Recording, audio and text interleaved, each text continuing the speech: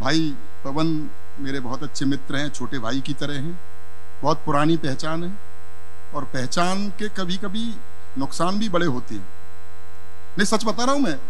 हम जेल में गए थे, तिहाड़ जेल में, कवि सम्मेलन के लिए।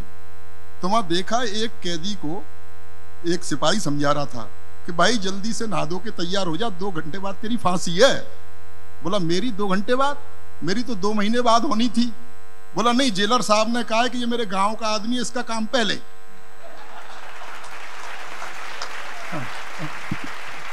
तो ऐसे मेरे पवन मित्र हैं।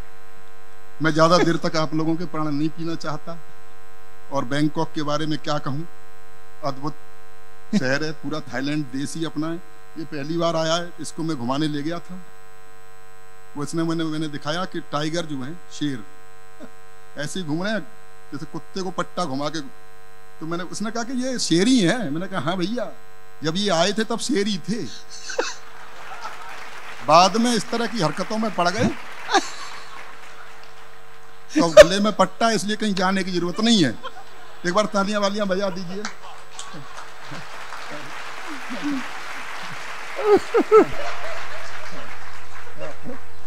नहीं, सच बहुत शानदार काम हो गया है। प्रेम प्यार की कविताएं, इसकी उम्मीद मुझसे आप करना मत, क्योंकि ऐसा नहीं कि हो सकता है इनको दिखी हो प्रेमिका की नीली नीली आंखें, तो वैसा लिख दिया। मुझे तो उसके बाप की लाल पीली पहले ही दिख गई थी। प्रयास मैंने भी किए कोई प्रेमिका हो, लेकिन वैसा कुछ हुआ नहीं। क्या है कि ये प्रेम प्यार ज्यादा प्रभावित होने की जरूरत है नहीं। ये कॉलेज टाइम में जो कुछ हरकतें की गई होती हैं, उसका काव्यानुवाद है। कॉलेज तो मैं भी जाता था, लेकिन मैं पढ़ने जाता था। प्रयास मैंने भी किए, लेकिन ऐसा नहीं कि जैसा इन्होंने बताया परिणाम कभी कभी दूसरी तरह के भी निकलते हैं। मैं बहुत सीधा सरल लिखता हूँ और बहुत लंबा नहीं पढ़ता हूँ। मैं पिछले दिनों अमेरिका गया था, तो मैंने वहाँ एक लंबी कविता पढ़ दी। तो सामने से एक श्रोता खड़ा हो गया, बोला जनाब जरा जल्दी कीजिए वरना आपका वीजा खत्म हो जाएगा। मैं बहुत सीधा सरल लिखता हूँ, थोड़ा आनंद लीजिएगा, माहौल बनाना चाहता हूँ। बहुत शानदार कवि अभी बाकी हैं। वाह भाई। मैं बहुत सीधा सरल लिखता हूँ। मैंने भी प्रयास की कोई प्रेमिका हो, मेरे साथ क्या हुआ, अखियां लड़ गईं। आहा नहीं, परिणाम सुनो। अखियां लड़ गई, एक पल्ले पड़ गई, बात बढ़ गई, दिमाग को चढ़ गई, मेरी जिंदगी में एक कहानी और गड़ गई। इजहार किया तो 3-4 जड़ गई, महीनों की आशिकी मिनटों में जड़ गई।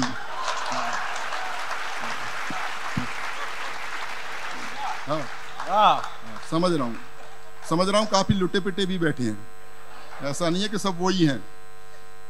बहुत अद्भुत काम हो गया। डॉक्टर कुमार विश्वास बहुत बहुत प्रेम करते हैं मुझे।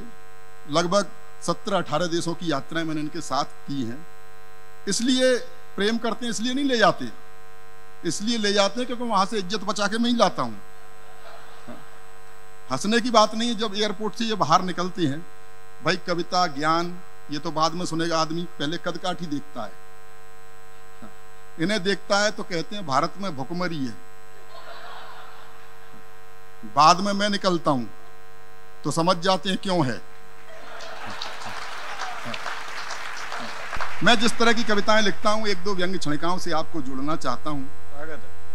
देश की नहीं पूरे विश्व की एक समस्या है रोजगार की, उसको रेखांकित करना चाहता हूं। बात आप तक पहुंच जाए तो आपका प्यार चाहूंगा। सेना की भर्ती की लाइन में खड़े एक बूढ़े को देखकर, सेना की भर्ती की लाइन में खड़े एक बूढ़े को देखकर ऑफिसर गरमाया। उसने बूढ़े से कुछ इस तरह फरमाया, बुड्ढे शमशान प्रतीक्षा कर रहा है और तू सेना में भर्ती हो रहा है, क्या दिमाग में कीड़े पड़े हैं? तो बूढ़े का जवाब था, नंबर आते आते बूढ़े हो गए तो हम क्या करें, लाइन में तो जवानी से खड़े हैं। अच्छा है, अच्छा है। बहुत बहुत धन्यवाद। बहुत अच्छा लग रहा है। और पिछले 2 साल, शायद 2 साल बाद कोरोना काल, कितना बुरा समय था, उसके बाद हम मिल रहे हैं। क्या बुरा समय था साहब। हाँ, कि 2 लॉकडाउन हमने झेले। पहले लॉकडाउन में क्या डर था, सरफ के पैकेट को सर्फ से धो रहे थे। अच्छा।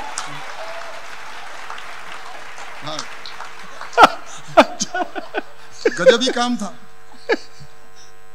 घर में बंद थे, अपनी ही बीवी की शक्ल देखनी पड़ रही थी, ब्यूटी पार्लर तक बंद थे। बाद में सरकार को थोड़ी दया आई तो उसने शराब की दुकानें खुलवा दी, जिसको पी करके चुड़ैल भी सुंदर दिखाई देती है। Anti women command. मैं सच बता रहा हूं, और ये देखो कोई जोक नहीं, सच्ची घटना बता रहा हूं, ऐसा नहीं कि मैंने कि बना दिया हो। हेमा जी यहाँ बैठी हैं, ये मेरी पत्नी की मित्र भी हैं। लॉकडाउन में मेरी पत्नी मुझसे बोली कि देखो, अच्छा पुलिस बाहर डंडा, मैंने कि मेरी लिपस्टिक खत्म हो गई है, हेमा के यहाँ से जरा लिपस्टिक ले आओ। तो मैंने कहा तेरे जरा से होठ लाल करने के चक्कर में पुलिस मेरा क्या क्या लाल करेगी। ये अद्भुत स्थितियों से हम गुजरे हैं, अद्भुत स्थितियों से हम गुजरे हैं। मैं सच में थोड़ी देर के लिए बातचीत आपका मन लगाना चाहता हूं, कविताएं तो अभी होंगी। तो मैं बता रहा हूं कि कविताओं के बड़े बड़े अनुभव हमारे साथ घटे हैं। पता नहीं होती आदमी किस मानसिकता में बैठा है। एक फूफा जी तो नाराज ही हो गए थे, जरा से नाम में गलती हो गई।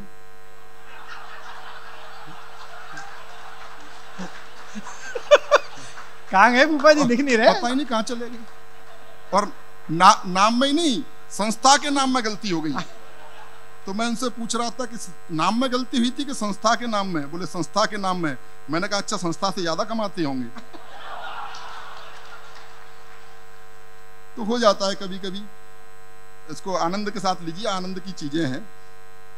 मैं बता रहा हूं, मैं अमेरिका गया पहली बार, विदेश का अनुभव बता रहा हूं आपको।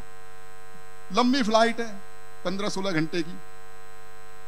परिचय हुआ बीच में, मेरी बराबर की सीट पे एक सज्जन बैठे हुए थे, परिचय हुआ। तो मैंने पूछा, उन्होंने पूछा आप क्या करते हैं? मैंने कहा जी मैं कवि हूं, कविताएं सुनाने के लिए जा रहा हूं। मैंने उनसे पूछा, बोले मेरा व्यापार है, वहां कुछ पैसा फंसा हुआ है, उसे निकालने जा रहा हूं। लंबी यात्रा में जब आदमी बोर होता है तो 2-3 घंटे बाद बोले कवि जी कोई कविता बविता सुनाइए। कविता बविता? हाँ। तो जैसे ही उन्होंने कविता के साथ बविता जोड़ा, मैं समझ गया कविता में कितना जानते होंगे। मैंने कहा सेठ जी रहने दीजिए, आपका कविता से क्या लेना देना। तो वो जिद करने लगे। तो मैंने ट्रक से चुराया हुआ एक शेर उन्हें सुना दिया कि हमें तो अपनों ने लूटा, गैरों में कहां दम था, मेरी कश्ती वहां डूबी जहां पानी बहुत कम था। तो वो रोने लग गए। मैंने कहा शायद ज्यादा चोट खाए हुए हैं, हो सकता है जीएसटी के पिटे पिटाए हों। 2-3 घंटे की नींद मैंने निकाली, 2-3 घंटों की उन्होंने निकाली। अचानक कंधा झकझोर के उन्होंने मुझे उठाया। बोले कवि जी ये बताओ बाद में वो कश्ती निकली या नहीं निकली?